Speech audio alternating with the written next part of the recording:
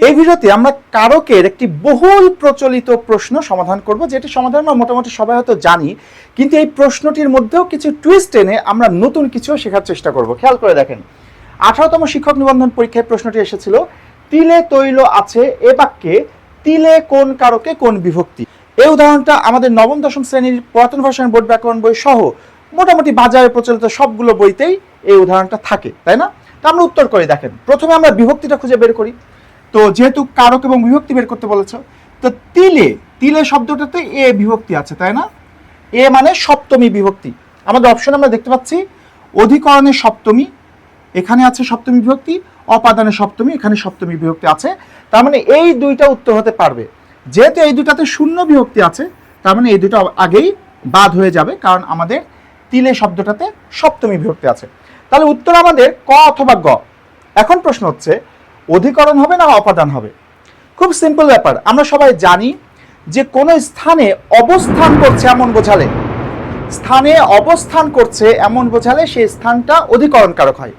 স্থানে অবস্থান করছে এমন বোঝালে সেই স্থানটা অধিকরণ কারক হয়। যেমন আমরা যদি উদাহরণ দিই এরকম, যে ট্রেনটি স্টেশনে দাঁড়িয়ে, ট্রেনটি স্টেশনে দাঁড়িয়ে। তো খেয়াল করে দেখেন, ট্রেনটি স্টেশনে দাঁড়িয়ে তার মানে কি? ট্রেনটি স্টেশনে অবস্থান করছে, তাই তো? তো এখানে স্থান কোনটা? স্টেশন। যেহেতু ট্রেনটি স্টেশনে দাঁড়িয়ে মানে স্টেশনে অবস্থান করছে, আমরা বলেছি যে স্থানে অবস্থান করে সেই স্থানটা অধিকরণ কারক হয়। যেহেতু স্টেশনে অবস্থান করছে তাই স্টেশনটা অধিকরণ কারক। কিন্তু এটাই যদি বলতাম ট্রেনটি স্টেশন ছাড়লো, বাক্যটি যদি হতো ট্রেনটি স্টেশন ছাড়লো, খেয়াল করে দেখেন এই জায়গাটায় ট্রেনটা কি স্টেশনে অবস্থান করছে? স্টেশন ছাড়লো মানে স্টেশন ছেড়ে চলে গেছে, তার মানে এই স্থানটা থেকে সরে গেছে, চলে গেছে। যদি স্থানে অবস্থান না করে, স্থান থেকে যদি চলে যায়, তাহলে সেই স্থানটা অপাদান কারক হয়। কথা কি বোঝা গেল? তাহলে যে স্থানে অবস্থান করে সেই স্থানটা অধিকরণ কারক, যে স্থান থেকে চলে যায় সেই স্থানটা অপাদান কারক। এখন আমাদের বলা হচ্ছে তিলে তৈল আছে বা তিলে তেল আছে। তো এই যে তেল আছে, তেলটা কোথায় আছে? তিলে। তার মানে তেলটা তিলের মধ্যে অবস্থান করছে, তাই তো? তিলে তেল আছে মানে তেলটা তিলের মধ্যে অবস্থান করছে, এখন আছে। যেহেতু তিলের মধ্যে অবস্থান করা বোঝাচ্ছে, সেই কারণে এই তিলটা অবশ্যই অধিকরণ কারক হবে। কথা কি বোঝা গেল? তাহলে কোন স্থানে অবস্থান করছে এমন বোঝালে সেই স্থানটা অধিকরণ কারক হবে, আর সরে গেছে স্থান থেকে এরকম বোঝালে সেই স্থানটা অপাদান কারক হবে। এখন এটাই যদি থাকতো তিলে তৈল আছে না বলে তিলে